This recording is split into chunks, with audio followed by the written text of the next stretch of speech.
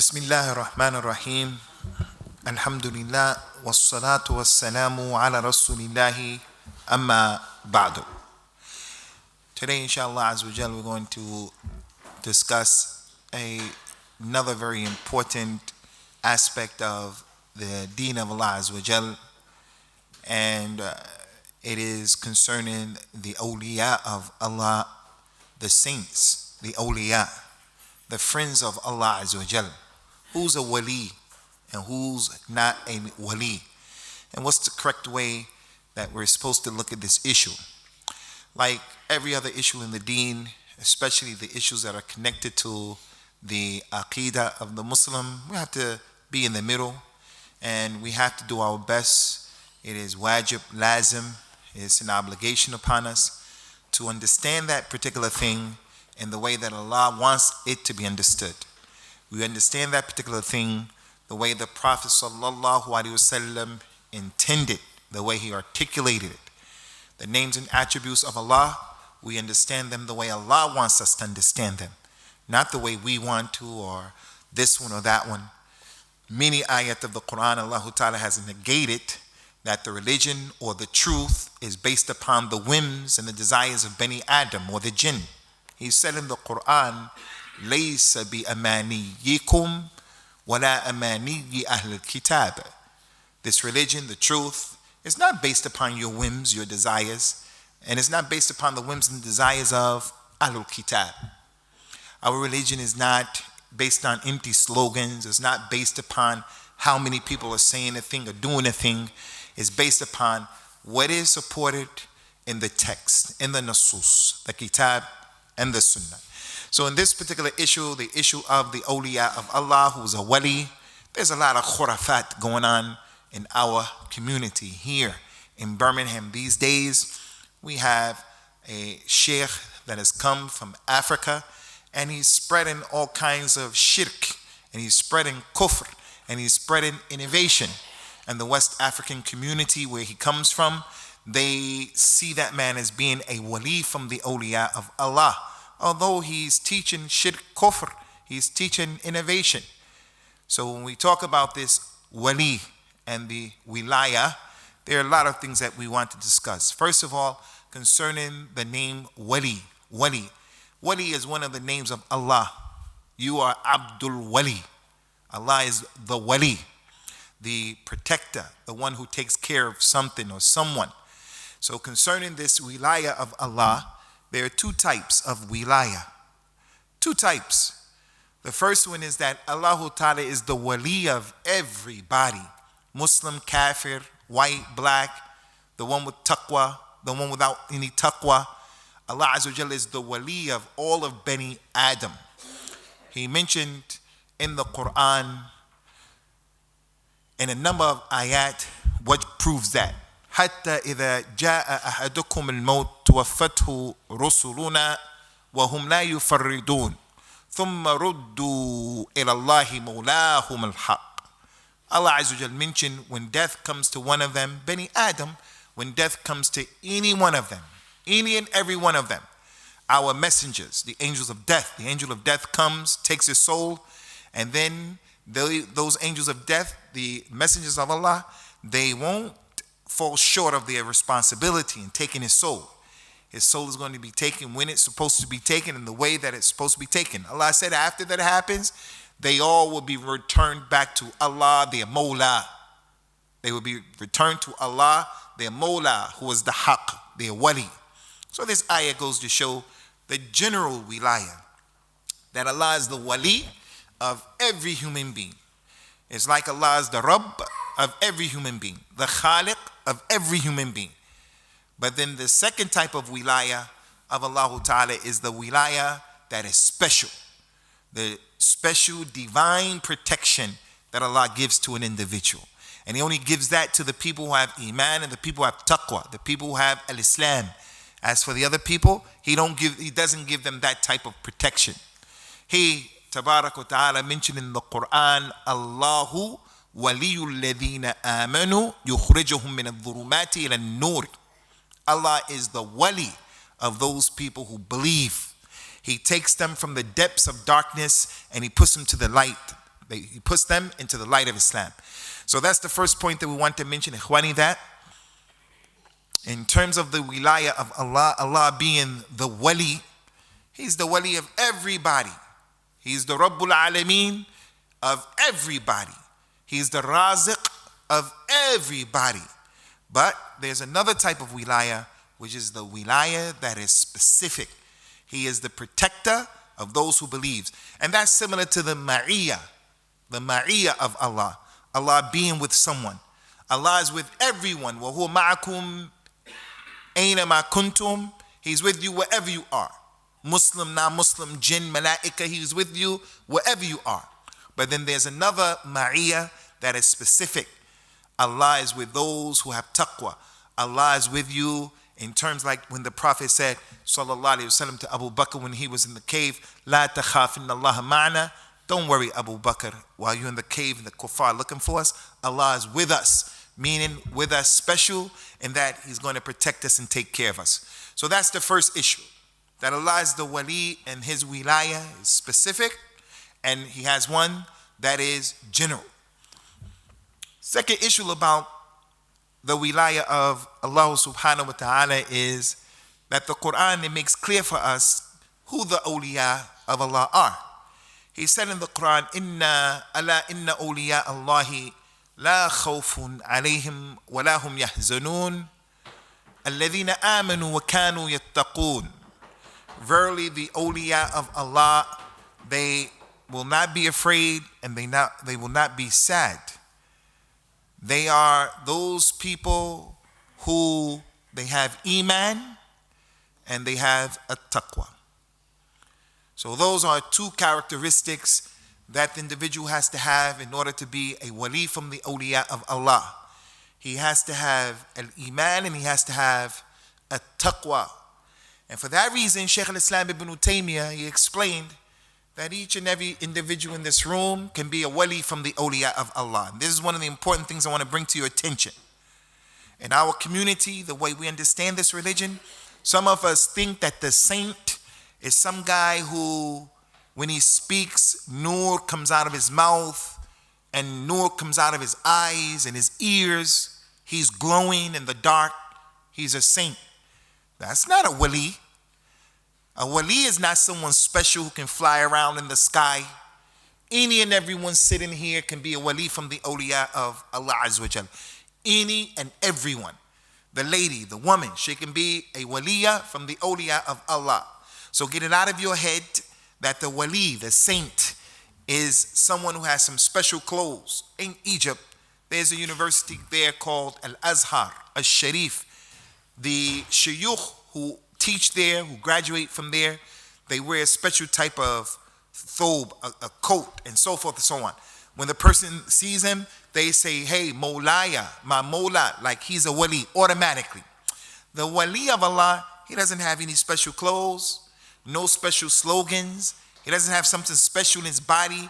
The one who has long hair, some people understand this. If you see a person with long hair, it's an indication that he's a mujahid. He's a wali from the awliya. The awliya of Allah, not like that. They're any and every individual. You, me, anyone. And everyone has to make it his business to struggle and strive to be a wali from the awliya of Allah, as opposed to sitting back saying he's a saint, so you pay him money and you ask for his dua.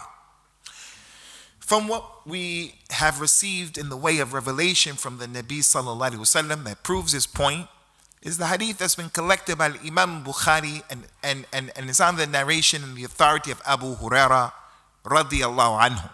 It's in the 40 hadith of Imam al-Nawawi. For those of you who want to go back, hadith number 38.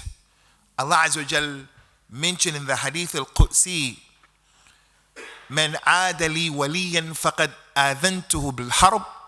Anyone who is in opposition and he has a confrontation with one of my saints, with a wali of mine, then I have declared war on that individual. And then the Prophet said that Allah went on to describe who the wali is. He established anyone who is in conflict with one of Allah's awliya, then Allah declares war on that individual. And then he went on to describe the awliya with two descriptions. And anyone can be from the awliya. The hadith said, وَمَا تَقَرَّبَ إِلَيَّ عَبْدِي بِشَيْءٍ أَحَبَّ إِلَيَّ مِمَّا افْتَرَضْتُ عَلَيْهِ. My slave from the awliya, they don't get closer to me, make a taqarrub, to come close to me with anything more beloved to me than what I made wajib upon him. So the wali is the one who does the wajibat. And then he mentioned the second description. Allah Ta'ala mentioned, وَلَا يَزَالُ عَبْدِي يَتَقَرَّبُ إِلَيَّ حَتَّى أُحِبُّهُ وَإِذَا أَحْبَبْتُهُ كُنْتُ سَمْعُهُ الَّذِي يَسْمَعُ بِهَا وَبَصَرُهُ الَّذِي يُبْصِرُ بِهَا وَيَدُهُ الَّتِي يَبْتِشُ بِهَا وَرِجْلُهُ الَّتِي يَمْشِي بِهَا. And if my slave does the nawafil, not the wajib, the sunan, if he does a lot of that, the more that he does, the closer he'll get to me. And then I'll start to love him. And then if I love him, I'll become the hearing by which he hears, the sight by which he sees, the hand by which he strikes, and the feet by which he walks. And then the end of the hadith, showing the virtues of being a wali from the awliya of Allah, he said, Tabarak wa ta'ala, وَلَئِن سَأَلَنِي لَأُعْطِيَنَّهُ وَلَئِنْ اسْتَعَاذَنِي لَأُعِيذَنَّهُ. And that wali, if he asks me for something, verily I'm going to give it to him. And if he seeks my assistance, verily I'm going to assist him. So very quickly, ikhwani, this hadith, the scholars of Islam call this hadith, hadith al-wali. If someone said to you, the proof of that is the hadith al-wali. The scholars used to save time. They wouldn't say the whole hadith that I mentioned. They just say the hadith of Jibril, the hadith of as-sadiq wal-masduq, the hadith of the asif. So because the Muslim is reading, he knows the hadith al-wali is this hadith. So Imam al-Shawkani came and he wrote a book in explaining this hadith, and he called it Qatr al-Wali al-Hadith al-Wali. So he explained what is the meaning of Allah becomes the hand by which he strikes, and the feet by which he walks, and the ear by which he hears, and the eyes by which he sees. When we, the Ma'ashar al-Hadith, we say Allah is not like anything and nothing is like unto Allah. But the Prophet said that Allah would become his hearing, his singing, and so forth and so on. Those scholars said the meaning of that is Allah Azza wa Jal, when the person becomes the wali of Allah Azza wa Jal, Allah will allow him to hear things for their reality. The things that he hears, Allah will allow him to benefit from those things. You can have ikhwani in the khutbatul Jummah, for an example, or a lesson. 100, 200, 3,000, 5,000 people sitting. The khatib gives a khutbah. There are some people who go in there and they come out with nothing. There are other people who hear that same khutbah and his iman is raised up. So the wali, Allah Ta'ala allows his hearing to benefit him. When he hears someone come and he says something that's the truth, he appreciates it and he realizes it's falsehood, Allah allows him to hear it for its reality. And the seeing is the same way. He allows a person to benefit from his eyesight, to protect his eyesight from those things that are going to be a problem for him and so forth and so on. It does not mean by any stretch of the imagination that the individual becomes one with Allah or Allah becomes one with him. Because as I mentioned, some of the people understood this issue of the wilayah, the awliya, the wrong way. 3 groups. One too far to the right, one too far to the left, and one in the middle. There's a group of people, the Sufi, the people of a Sufiya, who take this hadith of the wali, and they understand from the hadith of the wali that if a person becomes a wali from the awliya of Allah, then he doesn't make any mistakes. Because Allah is his seeing, and Allah is his hearing, and Allah is his hand. Allah strikes for him and he walks. He became like Allah. So he's ma'soom. As a result of that, the Sufis put the wali above the level of the Nabi. They say the lowest level is a Rasul. And then above the Rasul is the Nabi. And then above the Nabi is the wali. And one of their wali, he can do something crazy. But the Nabi, the wali would say, or they believe that the wali, he can clearly do something against the religion. And the murid saw it. And the murid knows with his ignorance, he knows this thing that you did is wrong. It's going against the deen. But the way they teach people is, I'm from the awliya, so I became the seeing and the hearing, Allah and so, and they have this extreme. So those people were extreme. As a result of that, they make dua to those people. As a result of that, they slaughter for those people. As a result of that, they attribute to those people what they don't deserve. That's extreme. The other extreme are those people who a person can be from the awliya. For an example, as I told you, everyone here, we should struggle and try to be from the awliya. May Allah make us all from the awliya. If we can be from the awliya of Allah, then we have to have husn adhan with the ulama, for an example. If anyone's going to be a wali from the awliya, then it's going to be a scholar. I am not establishing sheikh so-and-so as a wali from the awliya of Allah, because that's speaking about Allah's religion without knowledge. But if anyone was going to be a wali, more than likely it's going to be the ulama, a scholar. So look at the other extreme. When a scholar makes a mistake in his ijtihad, a person may love that scholar. But in the issues of jihad, for an example, ijtihad, the scholar says, I don't see this as being jihad or whatever. Because the person doesn't like that fatwa, he'll take that wali and say, okay, he's no good at all. He's no good. So they go straight. They go to the extreme. That's just an example. Someone like the Anbiya and the Rasul, they are from the awliya of Allah. The Shia came and they said, no, they're not from the awliya of Allah. So we have to be in the middle. We have to be balanced. We have to establish and we have to believe in the awliya of Allah. The prophets and the messengers, all of them are from the awliya of Allah Azza wa Jal. All of them. And they're ma'soom. As for regular Bani Adam, the prophets, companions, sallallahu alayhi wa sallam, radiyallahu anhum ajma'in, they were from the awliya of Allah. They're the next level after the prophets and the messengers. But they're from the awliya of Allah, but they are not ma'soom. Before we deal with that though, I want to, inshallah, just mention something about the hadith, because it is important, the hadith of the wali. The hadith of the wali, ikhwani, it goes to show from the characteristics of Allah Azza wa Jalla and what He does, is that Allah declares war against people. And Allah will wage war against people. Because that hadith said, anyone who is in opposition and he's fighting a wali for my awliya, I've declared war against that individual.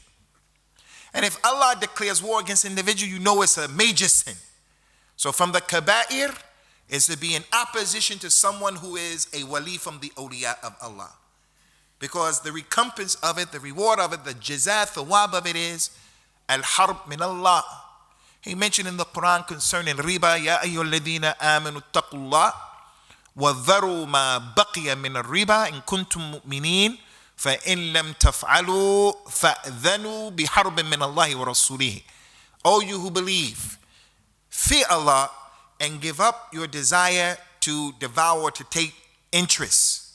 If you're really believers, verily, if you don't give up that desire to take interest, then beware that Allah has declared war against those people who do that. So that helps us to know that interest is a major crime. So the point here is, from Allah's characteristics is that He declares war. Abdullah bin Abbas radiyallahu anhu said about that ayat in Surah Al-Baqarah about interest.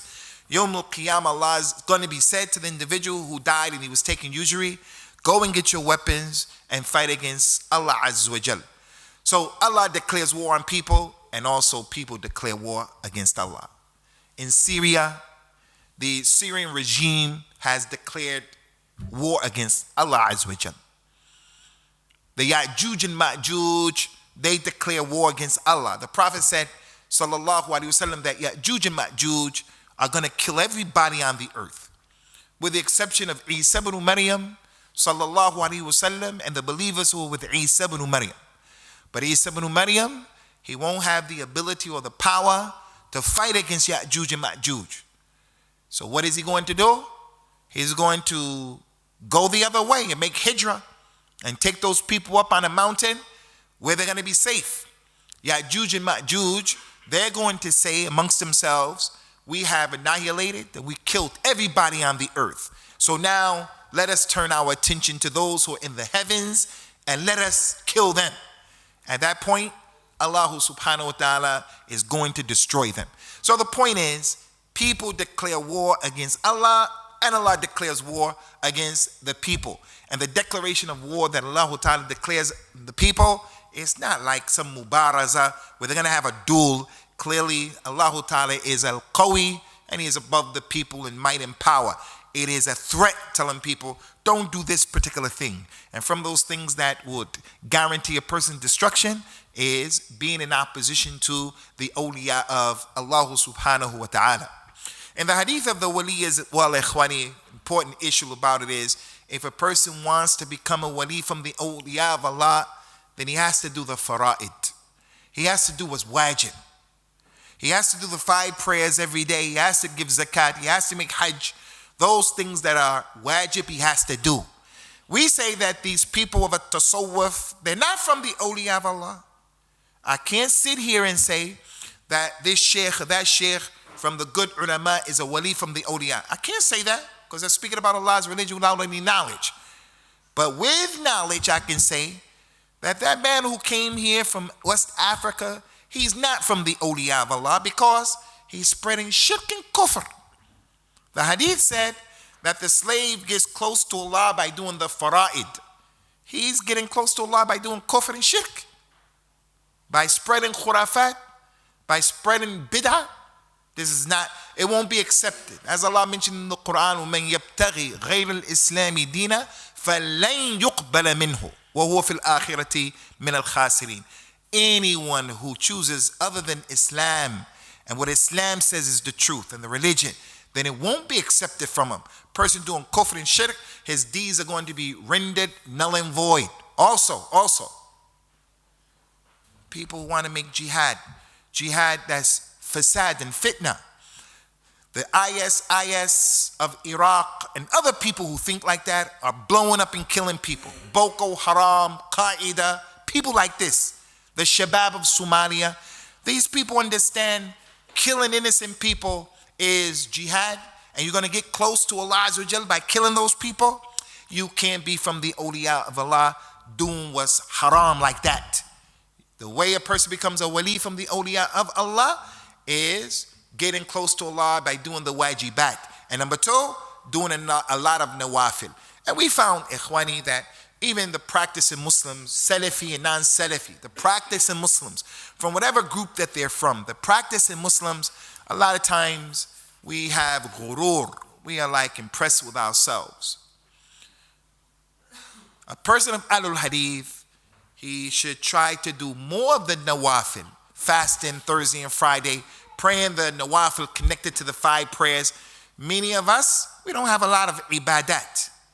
But we look at ourselves and our cronies, and we look at each other as being thaqat. We look at each other as being, we're the ones. I'm talking about us. I'm not talking about somebody else. But that is something that, hey, the people of the sunnah of the past, that nawafil, those people were upon that issue of doing the nawafil. That's one of the ways that a person can become a wali from the awliya of Allah subhanahu wa ta'ala. Laysa, not by just sitting down and just merely making a shi'ar, a slogan. We're the thaqat, we're the salafis, the haqq is with, not like that.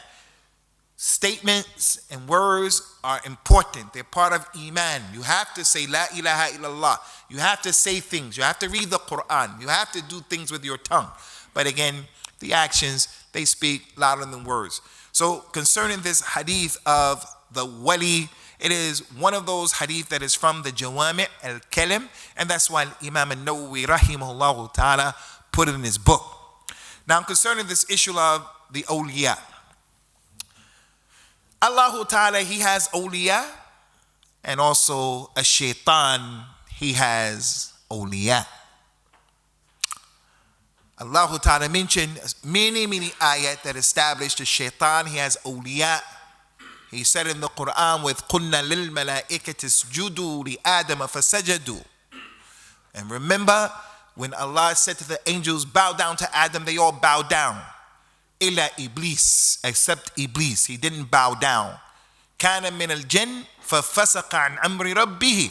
He was from the jinn, so he disobeyed the command of his Lord. And then Allah Ta'ala mentioned in the ayat to Bani Adam, أَفَتَتَّخِذُونَهُ وَذُرِّيَّتُهُ أَوْلِيَاءَ مِن دُونِي وَهُمْ لَكُمْ عَدُوٌّ. Do you, Bani Adam, take Iblis and his progeny? Do you take Iblis and his progeny as awliya instead of me? And he's a clear open enemy to you? So that ayat establishes that people take a shaitan as a wali. People not only take shaitan, but his dhurriya, his progeny, the shayateen from the jinn and other than that. People take them as protectors, as their awliya. So they are the awliya of a shaitan, and they do the bidding of a shaitan. So many ayats are giving us that understanding. ذَلِكُمْ الشَّيْطَانِ يُخَوِّفُ أَوْلِيَاءَهُ فَلَا تَخَافُوهُمْ وَخَافُونِي إِن كُنْتُم مُؤْمِنِينَ. Verily, that is a shaitan who strikes fear in his awliya. Again, a shaitan, he has awliya.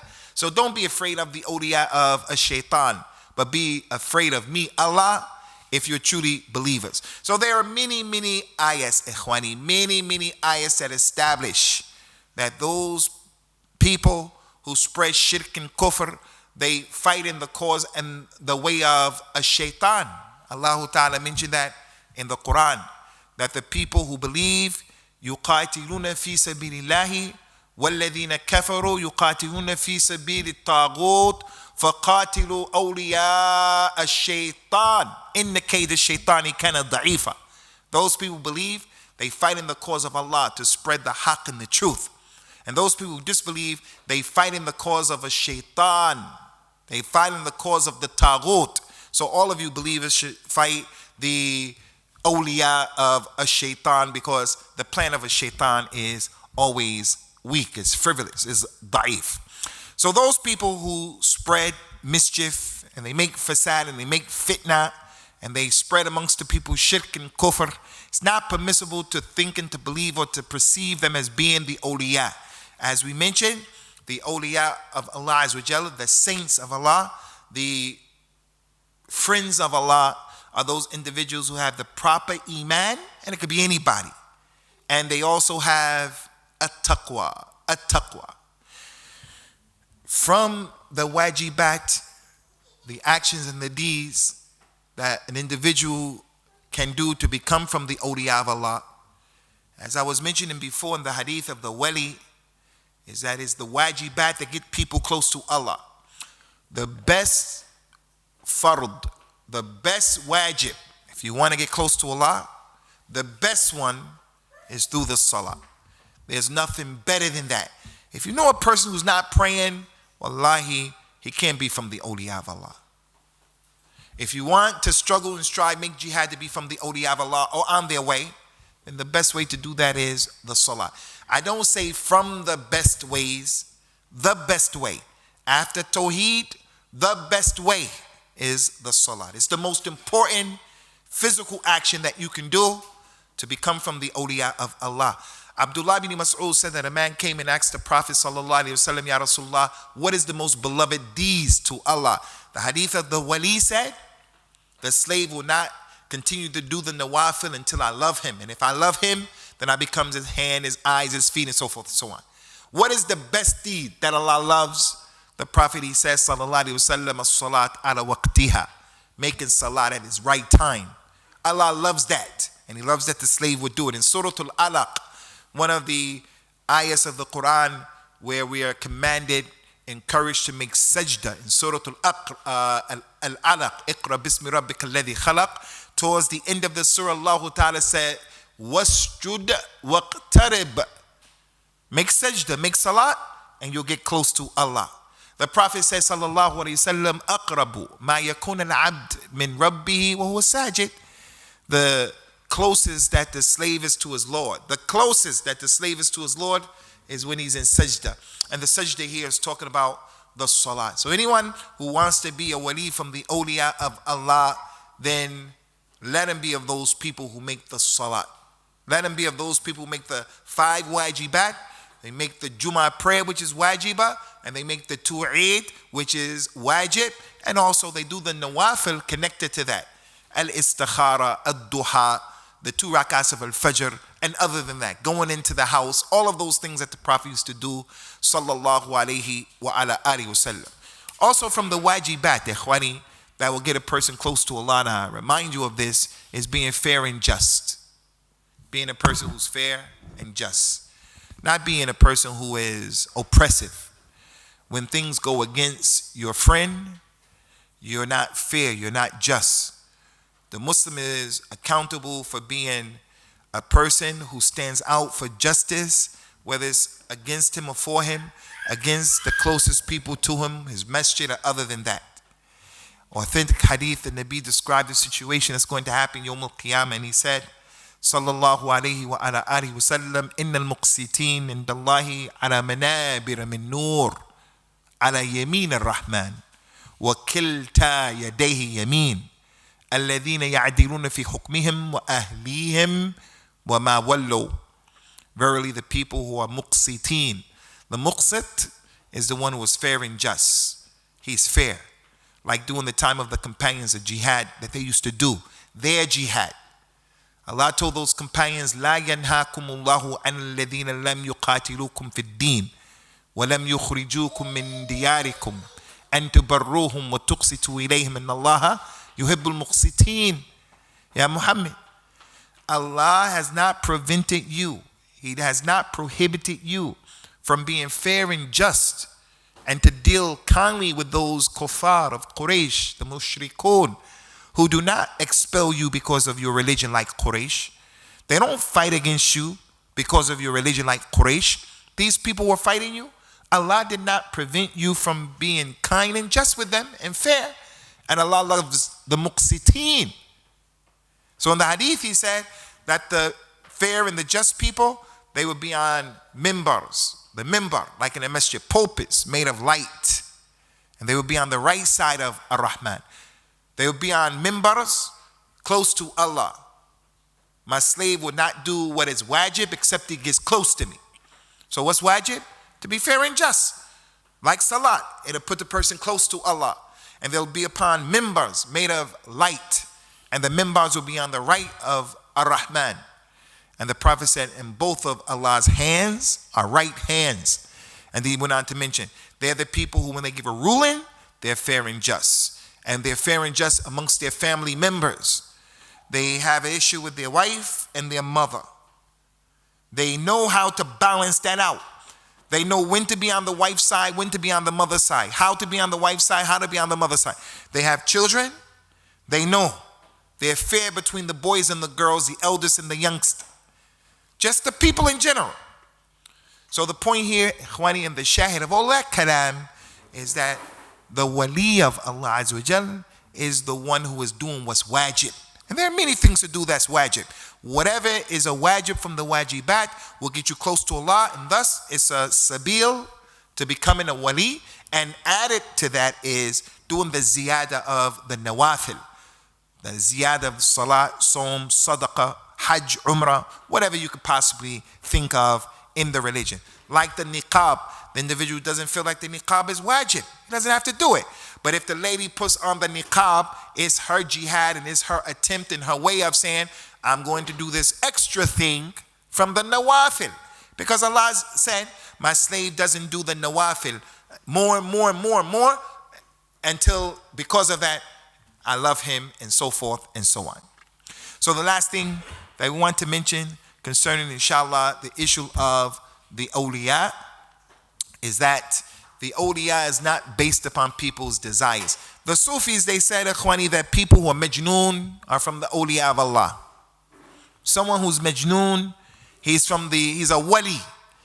So if someone is walking down Coventry Road, as we see, and he lost his mind, and he's speaking in tongues, they will look at an individual, and instead of looking at him weird, like many normal people would say, okay, watch out, don't go too close to him, the Sufi would say, mashallah, look, he's a wali from the awliya of Allah. The Sufis believe that this little kid right here is a wali from the awliya of Allah. That kid ain't no wali. He may grow up to be a wali, inshallah. He may grow up. But right now, the Prophet mentioned, sallallahu alaihi wasallam, rufi al-qalam an thalath. The pen has been raised off of 3 people. There's no pen on that kid. And that's why he's walking around, no one saying anything to him, because he doesn't know. So the wali is the one who has iman and taqwa. The little kid, he has no iman, he has no taqwa. Taqwa meaning he knows what he's doing. The majnoon, he doesn't have any iman, no taqwa. He doesn't know what he's doing. So we don't go overboard and we don't go astray like that. The awliya, the people who they have their uqul, they have aql. And based upon that aql, they do what Allah Ta'ala made wajib for them and upon them, and they do a lot of the nawafil. As for them being ma'soom, this is not the case. And we know that because the companions of the Prophet ﷺ, as we mentioned, they were from the awliya, but they made mistakes. They made mistakes. Abu Bakr radiallahu anhu, Umar, Uthman, Ali, they made ijtihad in fiqh. They made ijtihad in fiqh. And in their ijtihad, sometimes they made mistakes and other companions corrected them. The position of the companions was the correct one and theirs was wrong. No one's going to argue about that. Some of the other companions, they did certain sins that caused the had, capital punishment, to be established upon them. And they're all awliya. So the wali, a person who's a wali, if he's not a nabi or rasul, it doesn't mean or imply that he's ma'soom. So if a person happens to be a wali from the shuyukh, from the ulama, from the ubad, from the salihin, from the muttaqeen, we don't go overboard and say that that person is occupying a station that is higher than the prophets and the messengers. And based upon the hadith of the wali, Allah Azza wa Jal has come inside of him. And this hadith shows al-hulul. Allah is one with the awliya and the awliya one with Allah Azza wa Jal. That's not understanding the hadith with the intent that the Prophet ﷺ explained it. So we understand these issues ala maradillah. And we understand these issues ala marad Rasulillah sallallahu alaihi wasallam. The way Allah wanted it to be understood. The way the Prophet wanted it to be understood. So we're going to stop here, inshallah azza wa jal. And if you brothers have any questions concerning what we mentioned today, you can put your question forward. Tafaddalu. أيوة تفضل يا أخي بلال.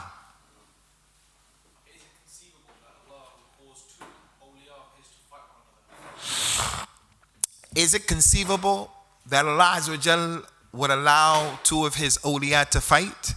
Nah, it's conceivable. It's conceivable. And the proof of that is with the companions, radiyallahu anhum. And the proof of that is that after the death of the Nabi and during his life, some of the companions used to have arguments. Abu Bakr and Umar, they argued with each other.